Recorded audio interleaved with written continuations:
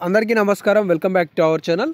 తెలంగాణ రాష్ట్రంలో కొత్త ఆసరా పెన్షన్లు చేయూత పథకానికి సంబంధించి 4016 అలాగే దివ్యాంగులకి సంబంధించిన 6016 విషయంలో రాష్ట్ర ప్రభుత్వం ఒక గుడ్ న్యూస్ అప్డేట్ తెలియజేసింది. మీరు ఈ వీడియోని చివరి వరకు చూడండి. తెలంగాణ రాష్ట్రంలో మొత్తం 5 పథకాలకి సంబంధించిన పూర్తిస్థాయి సమాచారాన్ని ఈ ఒక్క వీడియోలోనే తెలుసుకోబోతున్నారు.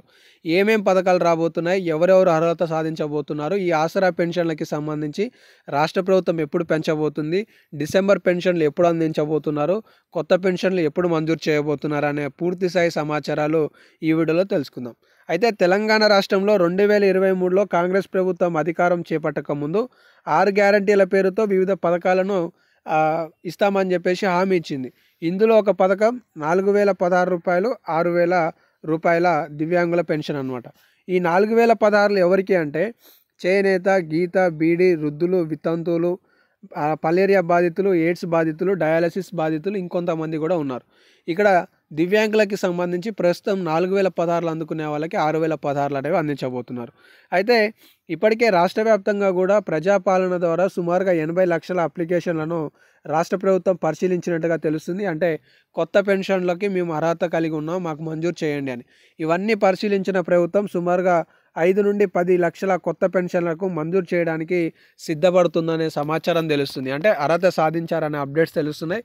ఇందులో 1 నుండి 2 లక్షల పెన్షన్లను కూడా రద్దు చేయబోతున్నారనే అప్డేట్ కూడా తెలుస్తుంది అనమాట.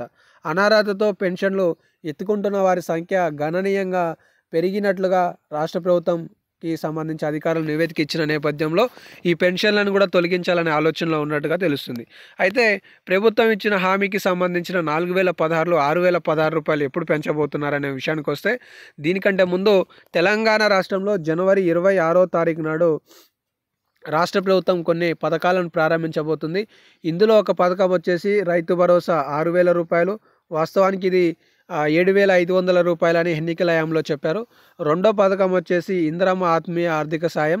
ఇది 12000 రూపాయలు. ఎవరికైతే సాగు చేయడానికి కనీసం భూమి ఉండదో వాళ్ళని కూలీలుగా గుర్తించి రాష్ట్ర ప్రభుత్వం ఈ సహాయాన్ని ఈ సంక్రాంతికి 26వ తారీఖు నాడు ఖాతాలలో జమ చేయడానికి సిద్ధపడుతున్నట్లుగా తెలుస్తుంది.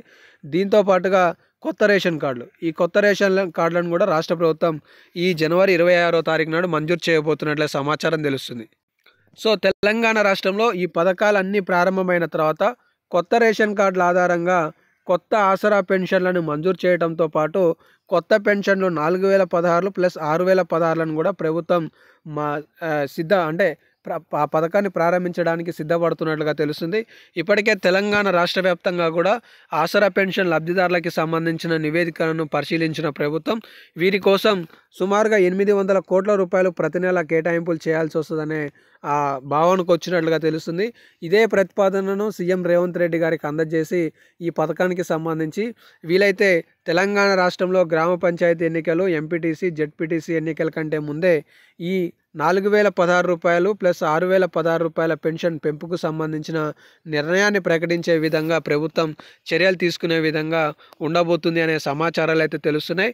సో మొత్తానికి తెలంగాణ రాష్ట్రంలో కొత్త ఆసరా పెన్షన్లు అనేవి ఈ జనవరి నెలలో కొలికి రానున్నట్లుగా అప్డేట్స్ అయితే తెలుస్తున్నాయి. దీంతో పాటుగా 4,50,000 ఇందిరమ్మ ఇండ్లను కూడా ప్రభుత్వం జనవరి 31వ తారీఖు నాడు ప్రారంభించనుందనే సమాచారం తెలుస్తుంది. సో ఇటు డిసెంబర్కి సంబంధించిన పెన్షన్లు కూడా జనవరి 21వ తారీఖు నుండి 29వ తారీఖు మధ్యలో ఇవ్వడానికి సిద్ధపడుతున్నట్లుగా, నిధులను సమకూరుస్తున్నట్లుగా అప్డేట్స్ అయితే వస్తున్నాయి. సో మొత్తానికి తెలంగాణ రాష్ట్రంలో ఆసరా పెన్షన్లకి సంబంధించి ఇవైతే కొన్ని లేటెస్ట్ అప్డేట్స్ మనకు అవుపిస్తున్నాయి. ధన్యవాదాలు.